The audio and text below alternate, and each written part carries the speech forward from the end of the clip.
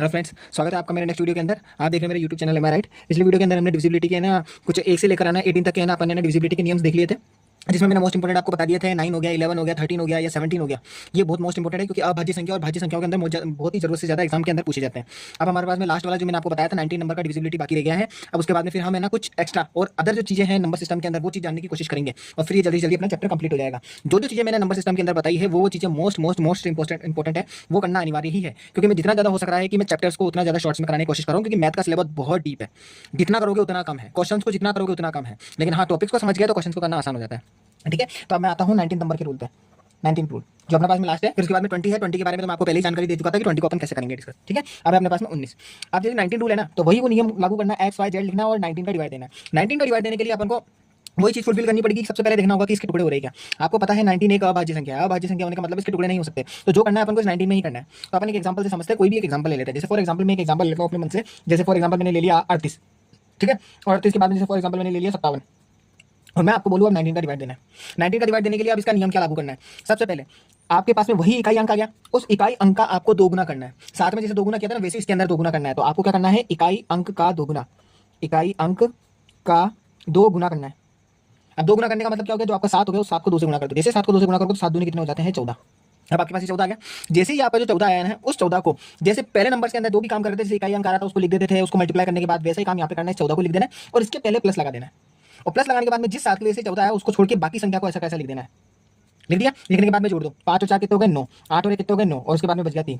जो काम आपने 7 के साथ में किया ना वही काम अब है ना 399 के अंदर है ना आपको इकाई अंक पे करना है। वही काम शुरू कर दो कि 9 का दुगना करना है। 9 दिन अपने पास में कितने होते हैं, 18। जो 18 है उस 18 को यूं लिखो और प्लस का प्लस साइन लगा दो। और इस 9 की वजह से 18 आया तो इस 9 को छोड़ो, बाकी 39 यूं का यूं लिख दो। लिख दिया, लिखने के बाद में आप 39 और 18 को जोड़ दो। तो देखो 9 और 8 हो गया अपने पास में 17, 17 का 7 हो गया और हासिल का 1 लग गया। 3 और 1 हो गया अपने पास 4, 4 और 1 हो गया अपने पास में 5। अब आ गया 57। अब 57 आने के बाद में मुझे पता है 19 के पारे के अंदर 3 बार में 57 आता है। तो 3 बार में ये आखिरकार कट जाएगा और 3 बार में कटने का मतलब हो गया सीधी सीधी सी बात है कि ये 38 57 आपके पूरा 19 के पारे में जाएगा ही जाएगा। शेषफल या तो 0 आना चाहिए या फिर पूरा पूरा कटना चाहिए। 0 वाली कंडीशन तो तब रहेगी जब आपके पास में कोई एक्स्ट्रा या ऑर्डिनरी डिजिट आ जाएगा, लेकिन यहाँ पे अपने पास में पूरा पूरा कट चुका है तो इसका मतलब वैसे ये नंबर डिसाइड हो चुका है। ठीक है, एक नंबर और लेते हैं। जैसे फॉर एग्जांपल मैंने नंबर लिया 190 और उसके बाद मैंने जैसे ले लिया फॉर एग्जांपल 38। ये मैंने नंबर ले लिया। ठीक है, अब मैं आपको बोलूँ कि इसको डिवाइड करो। आप 19 में डिवाइड करना चाहते हो तो 19 में डिवाइड करने की शर्त आखिरी नंबर का क्या करो, दुगना। तो 8 को 2 से गुना करो तो 8 दूनी कितने हो गए आपके पास में 16। अब जो ये 16 आया उस 16 को यहाँ रखो और 16 को रखने के बाद में इसके पहले के जो भी जितने भी नंबर है 1903 उसको प्लस कर दो। तो 16 में 1903 को प्लस करोगे तो 3 और 6 कितने हो गए, 9। 0 में 1 को जोड़ोगे तो 1, 9 की जगह 9 आ जाएगा, 1 की जगह 1 आ जाएगा, 19 19 आ गया। अब 19 19 आने के बाद में फिर अगला काम क्या करना है आपको, 9 आ रहा है जो आखिरी का, उस 9 को आपको क्या करना है, दुगना। तो 9 इंटू 2 कर दो तो 9 दूनी कितने हो गए, 18। अब जो ये 18 आया उस 18 को यहाँ लिख दो और प्लस को यहाँ पे लिख दो। प्लस को लिखने के बाद में फिर उसके बाद में क्या करना है, बाकी का नंबर यूं कहीं लिख देना है। 191 प्लस 18 लिख देना है। अब लिखने के बाद में प्लस कर दो तो 8 और 1 कितने हो गए, 9। 9 और 1 कितने हो गए, 10। 10 का हासिल का 1 और उसके बाद में कितने हो गए अपने पास में 209 हो गया। अब 209 होने के बाद में भी है ना आप क्या करो, इस 9 का वापस से वो कर लो दुगना। तो ये जैसे अपने पास में 9 का दुगना कर दिया तो 9 दूनी कितने हो गए अपने पास में 18। अब 18 होने के बाद में 18 को यहाँ लिखो, प्लस का साइन लगाओ और 20 का 20 ऐसे कैसा लिख दो। तो 20 और 18 मुझे पता है 38 होता है और 38 19 की पारी के अंदर जाता है 19 दुना। तो ये जो आपके पास में 19 0 38 है ना, ये भी पूरा पूरा कटेगा आपका। ये वाला नंबर तो कटना ही था और ये भी नंबर आपका पूरा कटेगा। ठीक है, 19 के बारे में मैंने डिविजिबिलिटी का नियम बता दिया। 19 के अंदर क्या करना है, 9 का दुगना करना है, दुगना करने के बाद में प्लस कर देना। 7 के अंदर क्या करना था, 7 के अंदर दुगना करके माइनस करना था। बस ये दोनों चीजें आपको ध्यान रखनी है। बाकी 13 के बारे में भी बता चुका हूँ, 17 के बारे में भी आपको बता चुका हूँ। यही मोस्ट इंपोर्टेंट है। बाकी 11 और 9 को बढ़िया ढंग से रिवाइज कर लेना है, सबसे ज्यादा क्वेश्चन इसी में ही बनते रहते हैं। ठीक है, अब करते हैं हम बात नेक्स्ट चीज की। ये तो अपने डिविजिबिलिटी तो अब यहाँ पे समाप्त हो चुका है, लगभग फिनिश हो चुका है। अब इसके बाद में अब आते हैं अपने पास में मेजर फॉर्मुला पे। मेजर फॉर्मुला क्या होता है, अगर आपके पास में कोई लंबी जोड़ी अगर सीरीज पूछ ली गई हो, अगर आपसे पूछ लिया गया हो 1 से लेकर 10 तक की है ना सभी संख्याओं का योग कितना होता है, 1 से लेकर 100 तक की सभी संख्याओं का योग कितना होता है, 1 से लेकर 10 तक की वर्गों की संख्या का योग क्या होता है, प्राकृत संख्या क्या होती है, तो ये सब के बारे में जानकारी के लिए आपको है ना कुछ इंपॉर्टेंट चीजें पढ़नी होगी। और वो इंपॉर्टेंट चीज आपके सामने मैं ये लेकर आया हूँ। ये आपके सामने है इंपॉर्टेंट चीजें। ठीक है, आपको ठीक से दिख जाए तो मैं आपको दिखा देता हूँ। हाँ देखो, इंपॉर्टेंट फॉर्मुला इन नंबर सिस्टम। नंबर सिस्टम के अंदर जो इंपॉर्टेंट फॉर्मुलाज होते हैं वो देखो मेन ये है। सबसे पहला एन प्राकृत संख्याओं का योग। अब यहाँ पे सबसे पहला वर्ड आता है प्राकृत संख्या क्या है। यहाँ प्राकृत का मतलब क्या होता है और प्राकृत से पहले ये एन भी क्या चीज है। मेन तो अपन सबसे पहले ये समझते हैं कि एन आप समझने की कोशिश करते हैं कि प्राकृत संख्या का मतलब क्या होता है। देखो अपने पास में एन एक होता है, सबसे पहले मैं आपको थोड़ा थोड़ा समझाने की कोशिश करता हूँ, जितना हो सके समझाने की कोशिश करता हूँ। देखो सबसे पहले क्या होता है संख्या। अगर मैं संख्या की बात करूँ ना तो संख्या 2 प्रकार की होती है, एक होती है वास्तविक संख्या, एक होती है अवास्तविक संख्या। संख्या की अगर मैं बात करूँ, जितना हो सकेगा ना मैं आपको इसके अंदर अच्छे से ढंग से समझाने की कोशिश करूंगा क्योंकि इसमें कई सारी चीजें आएंगी। अगर मैं संख्या की बात करूँ तो संख्या के अंदर एक तो होती है आपके पास में वास्तविक संख्या और एक होगी आपके पास में अवास्तविक। अवास्तविक संख्या को है ना अपन है ना आप चाहो ना तो इमेजिनरी नंबर भी बोल सकते हो या फिर काल्पनिक भी बोल सकते हो। या करके मैं लिख रहा हूँ काल्पनिक और संख्या। ठीक है, अब ये वास्तविक और अवास्तविक संख्या आने के बाद में आपके पास में फिर संख्या आती है अपने पास में वास्तविक संख्या की। वास्तविक संख्या के अंदर है ना 2 पेयर बनेंगे। इसके अंदर आपके पास में आएगी 3 टाइप की संख्या। कौन कौन सी, एक आएगी आपके पास में सबसे पहले अगर मैं बात करूं तो सबसे पहले आपके पास में आ जाएगी एक प्राकृत संख्या। प्राकृत संख्या आप बोलोगे प्राकृत संख्या को कैसे पहचाने, तो प्राकृत संख्या को पहचानने का सबसे बेस्ट तरीका होता है कि ये स्टार्ट होती है 1 से, तो 1 2 3 4 और ये चलती जाती है और इन्फिनिटी तक जाती है, और वो भी किसमें, पॉजिटिव में। धन मतलब धन का मतलब हो गया पॉजिटिव के अंदर। अब मैं वही बात करूँ आपके पास में पूर्ण संख्या, अगर पूर्ण संख्या बढ़ा रहा तो पूर्ण का मतलब हो गया कि पूरी, और पूरी का मतलब हो गया अपने पास में इंग्लिश के अंदर वूल नंबर, है ना। कई जगह पे इसको वोल भी बोलते हैं और अपने चाहो तो वूल नंबर बोलो, तो प्राकृत संख्या को भी अपने नेचुरल नंबर बोलते हैं, नेचुरल, ठीक है। तो वूल नंबर की बात करें तो पूर्ण संख्या जो होती है ना वो 0 से स्टार्ट होती है, तो 1 2 3 4 और ये भी कहाँ तक जाती है, अनंत तक जाती है, ठीक है। अब उसके बाद में आती है अपने पास में पूर्णांक संख्या, पूर्णांक और संख्या। अब जब मैं पूर्णांक की बात करता हूं तो पूर्णांक को सबसे पहले कहते हैं इंटीजर। इंटीजर छठी सातवीं क्लास के अंदर, छठी सातवीं के अंदर इसका पूरा लंबा चौड़ा चैप्टर ही होता है पूर्णांक संख्या के ऊपर, ठीक है ना। ये प्राकृत संख्या, वो पूर्ण संख्या और इनके ऊपर पूरा चैप्टर ही चलता रहता है। तो पूर्णांक संख्या जो होती है, पूर्णांक संख्या दो पार्ट में डिवाइड होती है। एक होती है अपने पास में धन पूर्णांक, ठीक है, और एक होती है अपने पास में ऋणात्मक पूर्णांक, ऋणात्मक पूर्णांक, ठीक है। धन पूर्णांक को बोलेंगे पॉजिटिव वाली, यानी पॉजिटिव नंबर्स के साथ में, और अगर मैं ऋणात्मक की बात करूंगा तो नेगेटिव नंबर के साथ में हो जाएगा। अब आप बोलोगे धन पूर्णांक का मतलब कैसे, पॉजिटिव का मतलब, यानी वही अपने 1 2 3 4 ऐसे XYZ चलेंगे और ये कहाँ तक चलेंगे, अनंत तक। वहीं मैं नेगेटिव की बात करूँ तो -1 -2 -3 इस तरीके से, ठीक है ना। तो ये नेगेटिव पूर्णांक हो गए। आप चाहो तो इसको एक नंबर लाइन के ऊपर ऐसे भी बना सकते हो। कैसे, नंबर लाइन के ऊपर यहाँ पे लिखो बीच में 0 0 लिखने के बाद में इधर की तरफ में चलोगे ना तो आपको 1 2 3 4 ये आपने ग्राफ पढ़ा होगा, उस ग्राफ के अंदर देखा होगा, ठीक है ना। और यहाँ पे चलोगे पीछे की तरफ में, तो पीछे की तरफ में चलोगे तो आप -1 -2 -3 -4 -5 ऐसे ये अनंत तक चलेगा और ऐसे ये भी अनंत तक चलेगा, ठीक है। ये होता है अपने पास में इंटीजर नंबर। अब इंटीजर नंबर समझ में आ गया, पूर्ण संख्या हो गया, प्राकृत संख्या होगी, ये तीन मेन चीजें होती हैं। अब उसके बाद में भी है ना, फिर वास्तविक संख्याओं को और समझने के लिए क्या होता है, एक पैटर्न आता है। उस पैटर्न को अपन बोलते हैं जनरली तौर पर परिमेय और अपरिमेय। परिमेय अपरिमेय क्या होता है, क्योंकि ये वास्तविक संख्या के अंदर आता है। तो इसके बाद में मैं अगर अगला नेक्स्ट टॉपिक लूँ अपना, तो ये आता है अपने पास में वास्तविक संख्या का ही पेयर है, यानी संख्याओं के रूप में यानी संख्याओं को जब लिखते हैं ना तो लिखते हैं तो दो तरीके से लिखते हैं, उनके भी दो पैटर्न है, और वो दो पैटर्न आता है अपने पास में, एक आता है परिमेय, एक आता है अपरिमेय। और ये वाला कहानी शुरू हो जाती है परिमेय अपरिमेय की 9 से 10th क्लास से। 9th और 10th क्लास के अंदर ये टॉपिक बहुत बढ़िया भरपूर तरीके से आता है। अब परिमेय संख्या क्या होती है, परिमेय संख्या जो होती है ना, परिमेय संख्या वह संख्या होती है जो क्या होती है अपने पास में कि p/q के रूप में। p/q का मतलब क्या हो गया कि ऐसी संख्या है जिनको बटे में लिखा जा सके। बटे का मतलब क्या होता है, जैसे फॉर एग्जांपल अगर मैं आपको समझाऊं, पहले तो मैं परिभाषित रूप से लिख देता हूं, इसको p/q के रूप में लिखना होता है, पहली बात तो ये। दूसरा, q का मान 0 नहीं होना चाहिए। यहां मैंने देखो बराबर को काटा है, बराबर को काटने का मतलब q का मान 0 नहीं होना चाहिए, ये शर्त है परिमेय संख्या की, है ना। अब इसके एग्जांपल की बात करूं तो एग्जांपल में वही 2/3 ले लो, जैसे 4/5 ले लो, जैसे मैं आपको बोलूं 4 ले लो। अब आप बोलोगे कि 4 तो सिंपल सी संख्या है, ये बटे में तो है ही नहीं, आप बना सकते हो, बटे में 1 लगा सकते हो। शर्त नीचे 0 नहीं होना चाहिए, बटे की संख्या हो सकती है कुछ भी लगाओ आप, ये आपके ऊपर डिपेंड करता है, ठीक है। जैसे फॉर एग्जांपल जैसे √4 लिख दिया, अब अपने पास में √16 लिख दिया। अब आप यहाँ पे एक चीज नोटिस कर रहे होगे, आपने √4 और √16 तो लिखा, मैंने √3 क्यों नहीं लिखा, √2 क्यों नहीं लिखा, √5 क्यों नहीं लिखा, क्योंकि √4 और √16 का रूट खुलता है, 4 का रूट होता है अपने पास में, मैंने आपको सिखाया था वर्गमूल निकालना 2 होता है, 16 का वर्गमूल होता है अपने पास में 4 होता है। ऐसा नंबर नहीं लेंगे जिसका वर्गमूल पॉइंटों में खुलता है, और वो वाले नंबर आते हैं पॉइंटों वाले अपरिमेय में। तो अपरिमेय संख्या के बारे में सबसे पहले बढ़ते ये ले लो कि ये p/q के रूप में नहीं होगा, रूप में नहीं।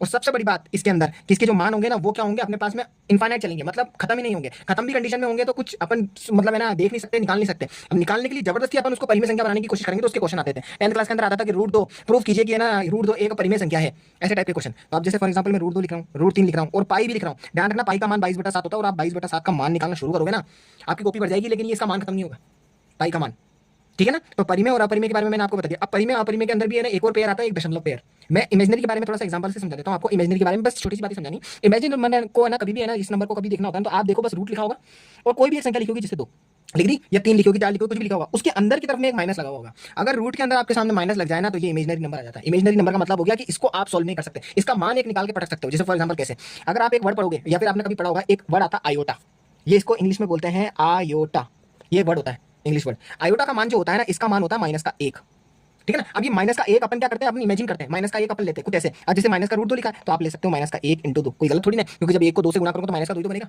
तो फिर आप क्या करोगे, इस -1 की जगह पे क्या रखोगे, आयोटा, तो फिर रूट, फिर आयोटा, फिर 2 लिखोगे ऐसे करके। तो ये तब की बात, ये फिर वाली कंडीशन आ जाती है, वो डिफरेंशिएशन मतलब अपने पास में है ना समाकलन और समकलन वाली स्थिति आ जाती है। तो इसका अपने पास में अभी कोई जनरल यूज नहीं है, इसका यूज नहीं है अभी, कंपटीशन के अंदर इतना पूछा भी नहीं जाता है, ठीक है। मैथमेटिकली वो जब 11th और 12th लेवल की आती है ना उसके अंदर बहुत मोस्ट इंपोर्टेंट है, ये बहुत ज्यादा पूछे जाते हैं। हाल फिलहाल अपने बारे में है ना बस ये सब चीजें समझनी है अपन को, और कुछ भी नहीं है, ठीक है ना। और अब आती है इसके बाद में परिमेय और अपरिमेय समझ लिया। परिमेय अपरिमेय के अंदर मैंने आपको बता दिया। अब परिमेय और अपरिमेय के बाद में आती है दशमलव। अब दशमलव को समझना क्या होता है, दशमलव का मतलब होता है पॉइंट, वो भी सब वास्तविक में ध्यान रखना आप। एक और मैं वापस से नोटिस करा रहा हूँ, ये सारा जो भी अपन सब पढ़ रहे हैं ये वास्तविक संख्या में आ रहा है। वास्तविक का मतलब रियल नंबर्स, रियल नंबर का मतलब जो हमारे सामने है, आंखों देखा है, जिनको हम सॉल्व करते हैं, ठीक है ना। सॉल्व कर लेते हैं मतलब उसके बाद पेन रुकता नहीं, अपन चलाते जाते कहीं ना कहीं ताकि उसका एंड करने की कोशिश करते हैं, ठीक है ना। अब आता है अपने पास में दशमलव। अब दशमलव को समझिए, देखो दशमलव के अंदर क्या होता है, ये वास्तविक संख्या के अंदर ही है, ठीक है ना। तो मैं बात करता हूँ दशमलव। दशमलव को इंग्लिश के अंदर बोलते हैं अपन डेसिमल, और मैंने डेसिमल का है ना आपको है ना जस्ट इससे पहले वाला चैप्टर पूरा करवाया था। डेसिमल के अंदर जितना हो सके था मैंने पॉइंट के अंदर जितनी जानकारी दे सकती थी वो देनी होती थी, मैंने सब दी जितनी देनी थी। लेकिन फिर भी है ना कुछ इस पैटर्न के अकॉर्डिंग जो संख्या के बारे में समझा रहे हैं, तो फिर मैं दशमलव को अब इसमें थोड़ा सा डिटेल में समझा देता हूँ। देखो दशमलव जो होता है ना, वो दशमलव है ना अपने पास में जब सोल्व करते हैं तो दशमलव का पेयर है ना दो कंडीशन में बढ़ जाता है। एक बढ़ता है आपके पास में शांत स्थिति में और एक बढ़ जाता है आपके अशांत स्थिति में। अब शांत और अशांत को इंग्लिश में क्या बोलते हैं? अगर मैं आपके सामने बात करूं जैसे कि अगर अपने पास में शांत क्या है, तो शांत का मतलब होता है इंग्लिश के अंदर टर्मिनेटिंग। जैसे टर्मिनेट हो गया, जैसे कहते हैं ना टर्मिनेट होने का मतलब, मैं आपको थोड़ा सा ऐसे समझा देता हूँ। जैसे फॉर एग्जांपल दो बंदे लड़ाई कर रहे हैं, जैसे वो लड़ाई करने का मतलब हो गया कोई रेसलिंग का कोई कंपटीशन हो रहा है, दोनों के बीच में लड़ते लड़ते क्या हुआ, एक ने बोल दिया गिव अप। गिव अप होने का मतलब बोल दिया कि यार मैं हार मानता हूँ। अगर मैं हार मान गया तो इसका मतलब है ना जो जूरी होगी, जो डिसीजन लेने वाले होंगे ना, वो कहेंगे कि ये बंदा टर्मिनेट हो गया। टर्मिनेट होने का मतलब हो गया कि ये बाहर हो गया, ठीक है ना। टर्मिनेट होने का मतलब हो गया कि ये बाहर निकल चुका है। ऐसे अशांत का मतलब होता है नॉन टर्मिनेट, नॉन टर्मिनेट। अब नॉन टर्मिनेट का मतलब क्या हो गया, या हार मान ही नहीं रहा है। हार मान नहीं रहा का मतलब क्या है, इसका आंसर आता ही जा रहा है, आता ही जा रहा है, आता ही जा रहा है, आता ही जा रहा है, और इसका आंसर आके खत्म हो जाता है, ठीक है ना। अब टर्मिनेट हो गया और नॉन टर्मिनेट हो गया। अब वहाँ पे मैं बात करूँ कि है ना नॉन टर्मिनेट, टर्मिनेट तो अब खत्म ही हो चुका है, तो इसने हमने आपको खत्म ही कर दिया, तो इसकी बात ही खत्म होगी। अब आती है नॉन टर्मिनेट। नॉन टर्मिनेट है ना अपनी दो कंडीशन लागू कर लेता है। वो बोलता है भैया मैं टर्मिनेट तो हो रहा हूँ, मतलब टर्मिनेट क्या सॉरी नॉन टर्मिनेट तो हो रहा हूँ, लेकिन नॉन टर्मिनेट में जो मैं हो रहा हूँ ना उसकी भी मेरे पास में दो कंडीशन है। पहली कंडीशन क्या बोलता है, पहले मैं हूँगा नॉन टर्मिनेट, तो नॉन टर्मिनेट तो मैं हूँगा ही हूँगा, लेकिन उसके साथ में मैं क्या करूँगा, रिपीट करूँगा। पहली कंडीशन वो ये बोलता है। अब रिपीट करने का मतलब क्या हुआ, रिपीट का मतलब मैं लगातार चलूंगा, ठीक है ना। यानी मेरी आवृत्ति, इसको अपन हिंदी के अंदर बोलते हैं आवृत्ति, यानी आवृत्ति चलती जाएगी चलती जाएगी। जैसे कैसे, अगर मैं लिखूं 0 पॉइंट, लिख दिया, लिखने के बाद में मैं आपको बोलूं कि जैसे 6 के ऊपर है ना, जैसे है ना अपने पास 6 6 6 6 6 6 और ये खत्म ही नहीं हो रहा, ये अनंत तक जा रहा है। अब आप इसको 6 6 को लिखते जाओगे क्या, नहीं लिखोगे। आप क्या करोगे, अगर 6 6 6 आपका अनंत तक जा रहा है, तो जो संख्या अनंत तक जाती है उसके ऊपर बार लगा देना है। और बार वाले मैंने क्वेश्चन करवाए थे, मैंने डेसिमल के अंदर बहुत बढ़िया ढंग से मैंने क्वेश्चन करवाए थे बार वाले। उन बार वाले क्वेश्चन को वापस रिपीट कर रहा हूं, देख लो आपके सामने। तो यहाँ पे 0.666 आ गया ना, तो इसको अपन ऐसे लिख सकते हैं 0.6 के ऊपर बार। ये हो गया मेरे पास में नॉन टर्मिनेट, तो हो गया, खत्म तो नहीं हो रहा है लेकिन रिपीट होता जा रहा है। अब उसके बाद में आता है अपने पास में नॉन टर्मिनेट, तो हो रहा है ये भी नॉन टर्मिनेट हो रहा है, मतलब अशांत है ये भी, लेकिन ये बोल रहा है कि मैं रिपीट नहीं करूंगा, कोई भी नंबर को रिपीट नहीं करूंगा, मतलब नॉन रिपीट, नॉन रिपीट। अब नॉन रिपीट का मतलब कैसे हो गया, जैसे कोई एग्जांपल लेते हैं, जैसे फॉर एग्जांपल मैंने इसे अनावृत्ति बोल सकते हो आप, अनावृत्ति है ना, और ये आवृत्ति हो गया, ठीक है, हिंदी के अंदर बोलते हैं रिपीट को। तो फिर उसके बाद में अगर मैं आपको बोलूं कि इसके अंदर अनावृत्ति बताना, अनावृत्ति का मतलब हो गया नंबर सेम नहीं होना चाहिए। तो देखो 0.678 1 5 6 7 अनशन नंबर चल रहे हैं, मतलब अलग अलग नंबर चल रहे हैं, और ये कहां तक जा रहा है, ये अनंत तक जा रहे हैं, रुक ही नहीं रहे। इसे कहते हैं नॉन टर्मिनेट, मतलब खत्म भी नहीं हो रहे हैं, और नॉन रिपीट यानी सेम सेम नंबर भी नहीं आ रहे। तो ये खिलाते हैं अपने पास में दशमलव। दशमलव के अंदर ये चार बातें अपन को समझनी, क्या समझनी है, दशमलव संख्या वह संख्या होती है जो है ना जिसके अंदर क्या होता है पॉइंटों का, मतलब पॉइंट या फिर दशमलव आते हैं, तो पहले तो दशमलव संख्या खिलाती है। और इसके अंदर दो आते हैं, एक आता है शांत और एक अशांत। शांत को टर्मिनेट बोलते हैं, इसको नॉन टर्मिनेट बोलते हैं। अगर आप बोलोगे कि शांत का कोई एग्जांपल बताओ, तो शांत का एग्जांपल जैसे 0.25 बोल दिया, जैसे फॉर एग्जांपल 0.75 बोल दिया, है ना, जैसे 1.25 बोल दिया। देखो अब यहाँ पे मैंने इसके बाद में कोई डॉट नहीं लगाया, कोई मैंने एक्स्ट्रा नंबर नहीं लिखा, देख लो यहाँ पे 0.25 पे खत्म हो गया, 0.75 पे खत्म हो गया, 0. और 1.25 पे खत्म हो गया। लेकिन भाई मैं बात करूँ अशांत की, अशांत अपने आपको ये बोल रहा है कि नहीं भैया मैं शांत नहीं रह सकता। अब आप बोलोगे कि इसका कोई एग्जांपल समझाओ मेरे को, कैसे क्या, फटाफट देखते जाना। शांत की बात करूँ, अगर मैं आपको शांत को बोलूँ, जैसे फॉर एग्जांपल मैं एक बटे में लिख के दिखाता हूँ, फिर उसके बाद में बताता हूँ। जैसे मैं शांत के बारे में बात करूँ, तो अगर जैसे शांत के अंदर मैं जैसे कोई भी एक नंबर ले लेता हूँ, जैसे मैं आपको बोलूँ 3/2, ये नंबर लिया 3/2 है, मैं आपको बोलूँ भाग 2 और इसका मुझे आंसर बताओ, तो आप क्या बताओगे, ठीक है भैया पॉइंट बताने के, तो 3 जो होता है वो क्या होता है, ऊपर की तरफ में ये अंश होता है और ये हर होता है, अंश को हमेशा यहाँ पे रखते हैं, ठीक है ना। तो अंश अपने पास में यहाँ पे आ गया और ये आ गया नीचे वाली संख्या 2। अब मैं आपको बोलूँ 2 के अंदर 3 का भाग लगाओ, तो आप सीधा सीधा बोल दोगे कि यार ये तो आधा हो रहा है, आधा कैसे करेंगे इसको, आधा का मतलब 3 का आधा करना है, तो 3 का आधा करने के लिए 2 कम 2, फिर उसके बाद में 1 लग जाएगा, फिर पॉइंट लगेगा, पॉइंट के बाद में 0 लगेगा, फिर 2 पंचे कितने हो गए 10। तो अपने पास में देखो शेषफल 0 आ गया, शेषफल 0 आने का मतलब ये शांत हो गया, तो 1.5 आया आंसर आया। तो ये 1.5 से अपन कह सकते हैं कि यार ये संख्या शांत हो चुकी है। अब मैं बात करता हूँ अशांत। अब आप बोलोगे कि अशांत को कैसे पता लगाएं, तो अशांत को पता लगाने के लिए मैं इसी एग्जांपल को समझता हूँ, इसको उल्टा कर देता हूँ, 2 ऊपर लिख देता हूँ 3 नीचे लिख देता हूँ, लिख दिया। अब मैं आपको बोलूँ इसको सॉल्व करो, लो करते हैं। जैसे 2 ऊपर लिखा 3 नीचे लिखा, लिख दिया, मतलब 3 ऐसे लिख दिया। अब मैं आपको बोलूँ 3 के पढ़े में 2 तो निकलने वाला है नहीं, तो आप क्या करोगे, संख्या को बढ़ाओगे, बढ़ाने के लिए आप 0 पॉइंट लगा दोगे। जैसे 0 पॉइंट लगाओगे तो यहाँ पे 0 लग जाएगा। तो 3 के पढ़े में 20 कितनी बार में जाएगा, मतलब इससे छोटी संख्या, मतलब इससे पहले संख्या, तो 6 बार में 18 आ गया, 18 आने के बाद में 2 बच गया। अब जबकि पॉइंट लग चुका है, अब जब तक ये आंसर सॉल्व नहीं होगा तब तक ये चलता ही जाएगा, क्योंकि छोटी संख्या में 0 आते ही जाएंगे। तो ये 0 आ गया, तो 0 आने के बाद फिर 6, फिर अपने पास में 18, फिर उसके बाद में 2, फिर पॉइंट लग चुका है 0, फिर उसके बाद में 0 आने के बाद में फिर 6, फिर उसके बाद में 18, फिर उसके बाद में 2, और अब ये चलता ही जाएगा अनंत तक, और ये भी चलता ही जाएगा अनंत तक। तो ये हो गया अपने पास में नॉन टर्मिनेटिंग लेकिन रिपीटेड संख्या। रिपीटेड का मतलब रिपीट हो रहा है, रिपीट हो रहा है, रिपीट हो रहा है, रिपीट हो रहा है, रिपीट हो रहा है, ठीक है। अब वही बात करते हैं नॉन रिपीटिंग और उसके बाद में, और नॉन रिपीटिंग के साथ में नॉन टर्मिनेटिंग। तो इसका एग्जांपल अपन सबसे बेस्ट लेते हैं पाई। अब मैं देखो पाई को लूंगा, अगर मैं आपको बोलूं जैसे पाई ले लो, पाई का एग्जांपल, पाई का है ना जो मतलब मान होता है वो होता है अपने पास में 22/7 होता है। अब आप बोलोगे कि इसका मानता हूं तो 3.14 लेते हैं, बिल्कुल आप सही लेते हो, 3.14 लेते हो, लेकिन 3.14 सिर्फ आप पॉइंट के बाद में 2 नंबर तक लेते हो। लेकिन जब उसको सॉल्व करोगे ना, तो इसको पूरी तरीके से सॉल्व करने के बाद में ना जब नंबर को लेना शुरू करोगे ना, आप इसका अंत ही नहीं होगा, अंत ही नहीं होगा। ये 3.14 इसलिए ले लेते हैं कि हाँ भैया कोई क्वेश्चन को सॉल्व करना चाहते हैं, कोई अपन को किसी कोई रेडियस निकालनी है, जैसे फॉर एग्जांपल है ना अपने बेलन का मतलब आयतन वगैरह निकालना हुआ, अपने सिलेंडर हुआ, सिलेंडर के साथ में शंकु हो गया, मतलब कोन हो गए, और अपने गोला हो गया, इनके जो अपन को मान निकालने होते हैं, तो पाई मोस्ट इंपोर्टेंट होता है उसमें, ठीक है ना। अभी हाल फिलहाल अपन 22 के अंदर 7 का भाग देते हैं। अब आप देखते जाइए, 7 के अंदर भाग दूंगा तो 7 हो गया अपने पास में 21, 21 होने के बाद में 1 बच गया, पॉइंट लगेगा, पॉइंट के बाद में लग गया 0, फिर 0 लगने के बाद में फिर उसके बाद में क्या होगा, अपने 7 कम 7 हो जाएगा तो ये 7 लग गया, फिर बचेगा 3, फिर पॉइंट तो लग ही चुका है, 0 लगाते जाओ, अब 0 आ गया, 7 के पाए में 7 चौक 28, तो ये 28 आ गया, 28 आने के बाद में फिर उसके बाद में 2 लग गया, 2 लगने के बाद में फिर उसके बाद में यहाँ पे 0 आ जाएगा तो 7 दूनी 14 हो गया, 2 बार में 14 चला गया, 14 के बाद में 6 आ गया, 6 के बाद में 0 लग जाएगा, फिर 7 8 56, तो 8 बार में 56 आ गया, 56 आने के बाद में 4 आ गया, 4 के बाद में 0 लग गया, फिर उसके बाद में 7 चौक 28, 7 5 35 हो सकता है, तो 7 5 35 हो गया,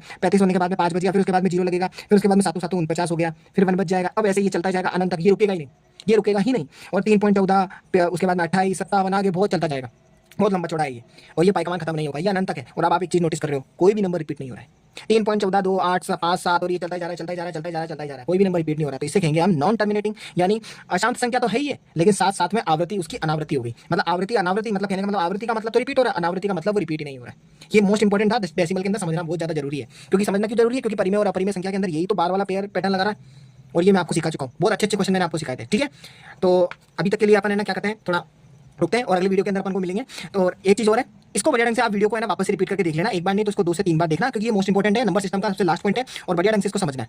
ठीक है ना, और अगर आपको मेरा कंटेंट बहुत अच्छा लग रहा है तो आप प्लीज लाइक शेयर और सब्सक्राइब करो, है ना। और अब मैं आपको मिलूंगा नेक्स्ट वीडियो के अंदर, तब तक के लिए बाय।